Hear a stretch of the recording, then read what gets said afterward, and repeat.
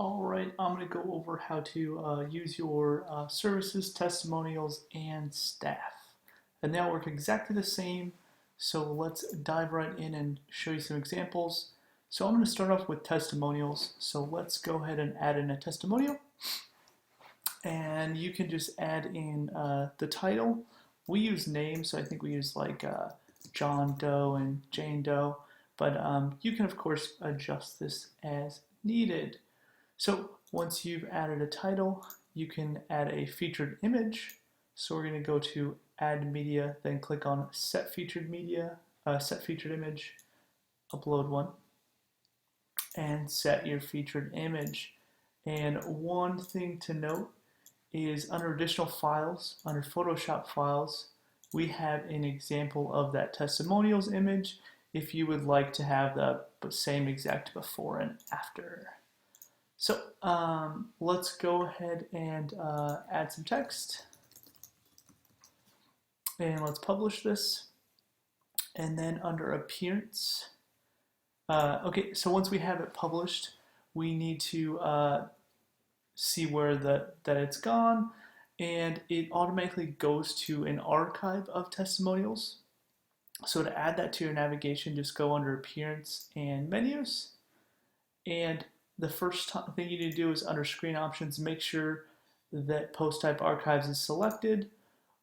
Now that you know it's selected, it will show up here, and we can add our testimonials page. All right, so now when we visit our site and we go to testimonials, you can see our testimonial shows up. You have your text. So let's go ahead and add some more. So let's go ahead and add another testimonial. Add in some text. And one thing to note is we have a little, you can add in little sub headlines. So I think I described what work they had done. And if you just use this toolbar toggle, you can just add a heading. I think I use it heading 5. So let's go and add another featured image. Set as a featured image, and we'll show down here as a featured image. Publish this, and let's go ahead and open this in a new tab so we can tab back and forth. So our testimonials, we now have 2. We have the Jane Doe, 2 of them, and then you can see how the sub headline shows up down there. You can add more or less text as needed. You have complete control over that. So then the next thing to go over is the navigation. So if you want to have a navigation down there, you can just add a category. So I think we have body and, sorry about that.